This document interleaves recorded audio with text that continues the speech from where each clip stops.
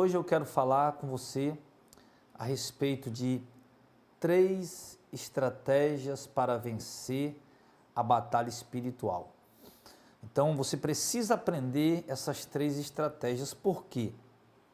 Porque a batalha espiritual, como nós temos falado, ela é um fato, ela é real. Claro que eu me refiro que ela é um fato, ela é real para quem crê nas Escrituras. Para quem não crê nas Escrituras, é óbvio que ela não existe. Mas para quem crê nas Escrituras, como eu creio, é o meu livro de regra de fé e prática, eu não abro mão dele por nada. Profeta nenhum nessa terra vai me tirar o foco da palavra de Deus. Pode fazer chover milagre ou qualquer outra coisa do tipo, mas o meu foco está na palavra do Senhor. Então, a Bíblia mostra para nós uma batalha espiritual na vida de servos e servas do Senhor e, aliás, na vida de todas as pessoas do mundo. O fato é que algumas pessoas percebem a batalha espiritual e outras não.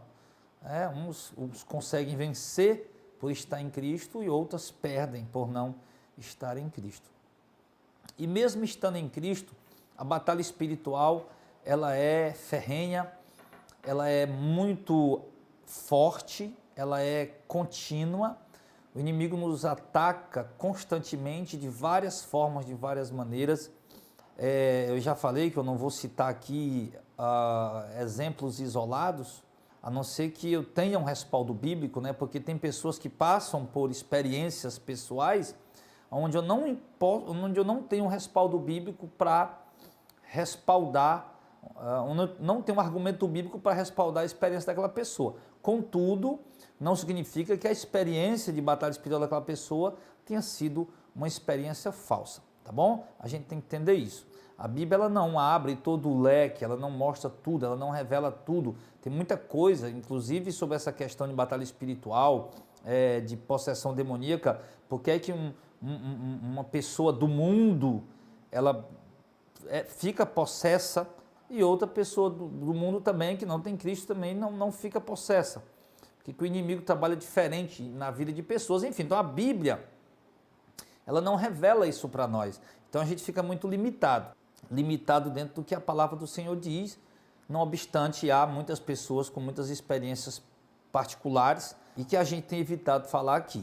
Mas a batalha espiritual é real, ela existe, os demônios estão aí e nós precisamos aprender, querido. Já temos aprendido aqui como é que ele age, como é que acontece a batalha espiritual, em que campo ele atua, tudo mais, né? E depois a gente pode falar em outras coisas também em relação a isso, mas hoje eu quero mostrar para você, quando você estiver sofrendo uma batalha espiritual, um ataque espiritual, estiver passando por uma batalha espiritual, qual as 3 estratégias que você deve usar. Por que 3 estratégias, irmãos?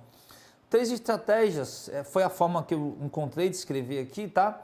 3 estratégias, por quê? Porque essas 3 estratégias que eu vou lhe ensinar aqui pela palavra de Deus, elas são de fato infalíveis. Ela não tem como elas falir. No momento de uma batalha espiritual, de um ataque diabólico, demoníaco, de uma batalha espiritual, você usar essas 3 estratégias, não tem nem perigo de você perder a batalha espiritual. Elas são completamente infalíveis e qualquer um que se utiliza dessas estratégias, obviamente que ele tem vitória na batalha espiritual, com certeza, sem dúvida alguma.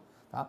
E mesmo porque foi a estratégia de Jesus na batalha espiritual que ele enfrentou. Não poderia pegar um outro versículo, uma outra passagem bíblica, a não ser exatamente a batalha que Jesus enfrentou em Mateus capítulo 4, onde Jesus é levado pelo Espírito ao deserto e ali ele trava uma batalha espiritual com o inimigo espera o momento oportuno, ele está ali observando e no momento oportuno, que é quando Jesus sente fome, e quando ele sente fome, obviamente, o organismo de Jesus está fraco, a mente dele está confusa como homem, a mente dele não está conseguindo raciocinar direito, enfim, tudo isso que envolve o organismo humano. Jesus está com fome 40 dias e agora o inimigo vê a ocasião oportuna, apropriada para atacá-lo e Jesus passa a travar ali uma batalha espiritual. E aqui Jesus revela para nós, o texto revela para nós aqui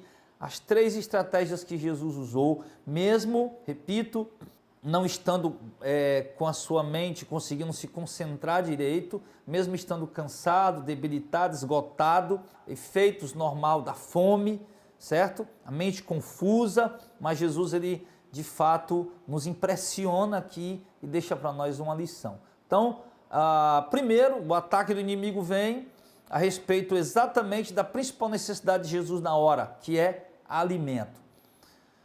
Então, quando Satanás oferece a proporcionar a alimentação para Jesus de forma miraculosa, questionando ali a filiação de Jesus com o Pai, né? Tu é o Filho de Deus, ele já entra com dúvida, né? A mente de Jesus já está confusa por conta da fome, já não está conseguindo se concentrar direito. O inimigo chega dando um checkmate, dando um touché, né? Ali para Jesus, mas Jesus, ele usa a primeira estratégia. E a primeira estratégia que Jesus usa, que nós temos que aprender, Jesus diz para ele no verso 4, nem só de pão viverá o homem, mas de toda a palavra que sai da boca de Deus. Então observe, aqui, quando o inimigo oferece algo para Jesus, baseado na sua necessidade, e Jesus sabe que aquilo vem do inimigo, tá? Se não viesse, tudo bem, Jesus pegaria, com certeza, mas vem do inimigo, e Jesus percebe que vem de Satanás, e ali Jesus, ele fala que a palavra de Deus, ela está acima das suas próprias necessidades. Então, essa é a primeira estratégia.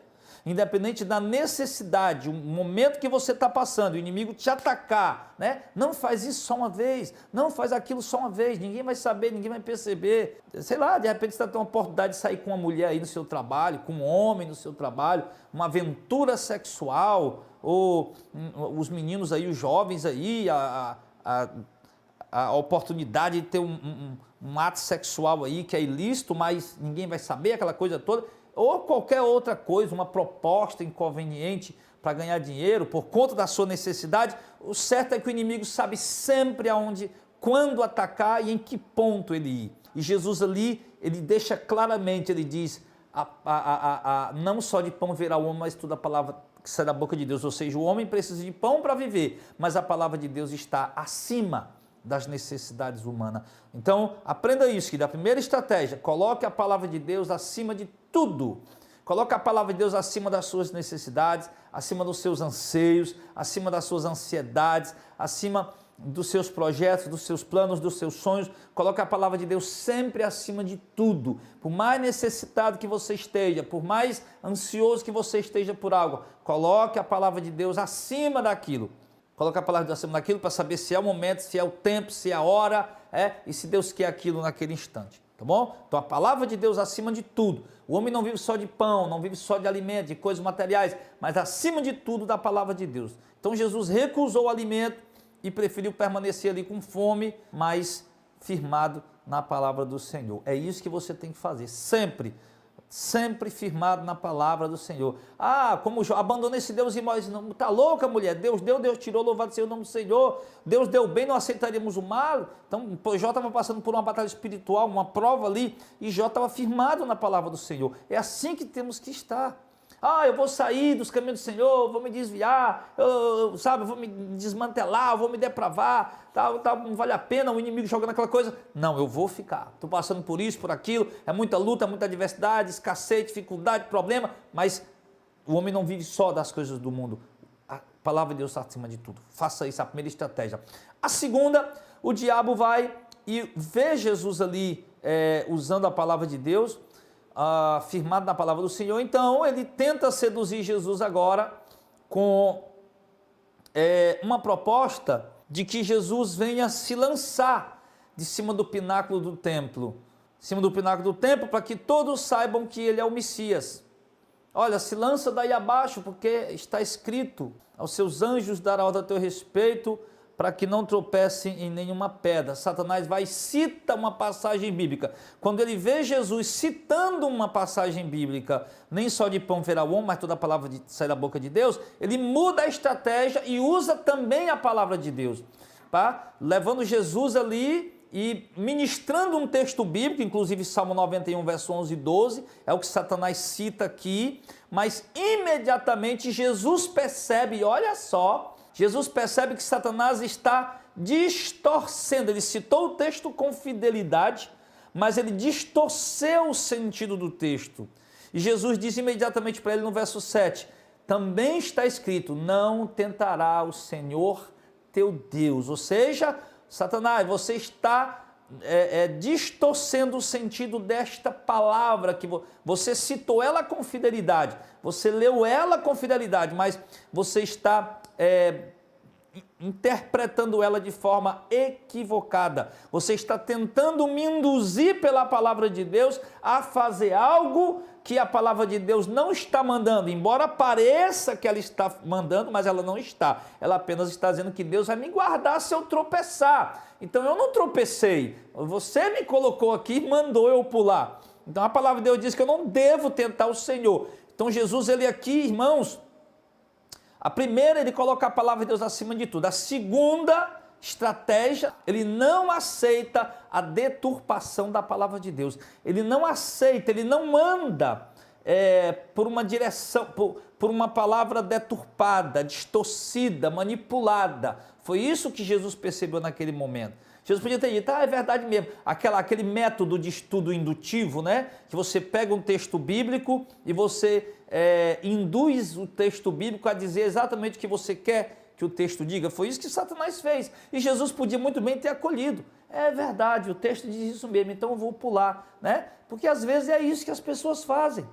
As pessoas querem tanto uma coisa, estão tão ansiosas por uma coisa, que elas pegam os textos bíblicos e usam um método indutivo, mesmo sem conhecer o método, mas é um método teológico de estudo bíblico, né? Um método exegético de estudo bíblico. Então eles usam um método indutivo e eles ali adaptam o texto a exatamente aquilo que eles querem.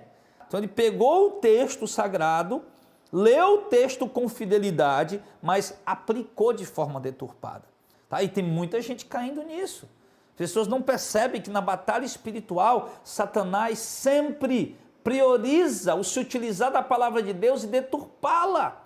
Questionar nossa que nós somos filhos de Deus, foi a primeira coisa, e Jesus disse, nem só de pão verá o homem, mas toda a palavra que sai da boca de Deus, ou seja, Deus quer que eu passe essa prova, então eu vou passar. Segundo, Jesus estava colocando a palavra de Deus acima de tudo. Segundo, Satanás ali viu que Jesus confia na palavra, pegou a palavra, leu com fidelidade, mas deturpou, distorceu, e Jesus na mesma hora recitou um texto que chocava-se com o que Satanás estava dizendo naquele texto. E obviamente que a Bíblia ela não se choca. Os textos não se chocam, um texto não contradiz o outro. O que acontece é que as interpretações erradas. E aí Jesus mostrou mais uma vez que a palavra de Deus está acima de tudo e não aceitou uma mensagem, uma orientação bíblica deturpada. Não adianta só alguém ler a Bíblia corretamente, ler a Bíblia honestamente e ensinar deturpadamente. Jesus não aceitou. Essa foi a segunda estratégia. Coloca a palavra de Deus acima de tudo, não aceita a deturpação bíblica. Terceira estratégia, o diabo agora mostra para ele as riquezas, as glórias terrenas. E Jesus olha para tudo aquilo e diz para Satanás, arreda-te, Satanás, vai-te embora, Satanás, porque está escrito, ao teu Deus adorarás e só a ele prestarás culto. Então Jesus, terceira vez, usa a palavra de Deus, recusando as glórias terrenas que Satanás estava oferecendo para ele, abandonar o chamado do Pai, o chamado de Deus, e Jesus ordena que Satanás se retire. Então observe que Jesus nesse momento ele tem muito discernimento nesses três momentos. E nesse último momento ele manda simplesmente Satanás embora. Então a batalha espiritual, irmão, ela é travada dessa forma e ela é vencida dessa maneira. Primeiro você precisa colocar a palavra de Deus acima de tudo. Não deixar que nada naquele momento de fragilidade, de fraqueza, de confusão na sua mente, de perturbação na sua mente, de escassez, venha lhe levar a tomar decisões precipitadas que te afastem de Deus. Não, a palavra de Deus está acima de tudo. Se é para me passar por isso agora, eu vou passar. Deus está acima de tudo. Nem só de pão virá o homem, mas toda a palavra que sai da boca de Deus. Eu sei que eu preciso de pão, eu sei que eu estou passando dificuldade, luta, tribulação, adversidade, mas Deus para mim está acima de tudo. Ele sabe muito bem o que eu estou passando e na hora certa Ele vai me conduzir, Ele vai prover, Ele vai fazer, mas eu não vou aceitar. Deus, a palavra de Deus está acima de tudo. Segundo, Então Jesus ele vai, traz outra passagem, não tentará o Senhor teu Deus. Tá? Ele diz, Satanás, você está dizendo isso aí, mas também está escrito, não tentará o Senhor teu Deus. Então ali ele usa a palavra de Deus de novo, mais uma vez mostrando que a palavra de Deus está acima de tudo. Ele usa a palavra de Deus de fato como ela é uma espada, a espada do Espírito que é a palavra de Deus, mais afiada do que qualquer espada de 2 gumes. E ele dá mais um golpe no inimigo, enquanto o inimigo vem com um texto bíblico, lê o texto bíblico fielmente, mas interpreta erradamente, Jesus já combate aquilo ali com um texto fiel e com uma interpretação fiel.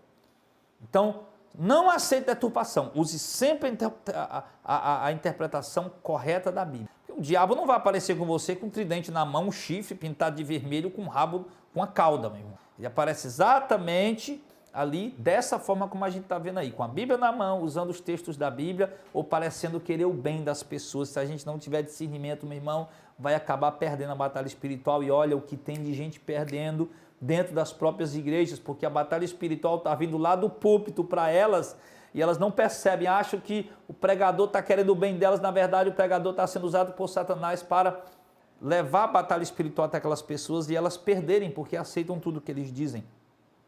E a terceira e última estratégia de Jesus foi exatamente mandar Satanás embora. Mais uma vez ele coloca a palavra de Deus acima de tudo, ele diz, eu não me prostro diante de nada a não ser diante de Deus, eu não vou abandonar a palavra de Deus por riqueza, eu não vou abandonar a palavra de Deus por dinheiro, eu não vou abandonar a palavra de Deus por glórias terrenas, a palavra de Deus para mim está acima de tudo, então te retira, Satanás. Sim, então é isso que você tem que fazer.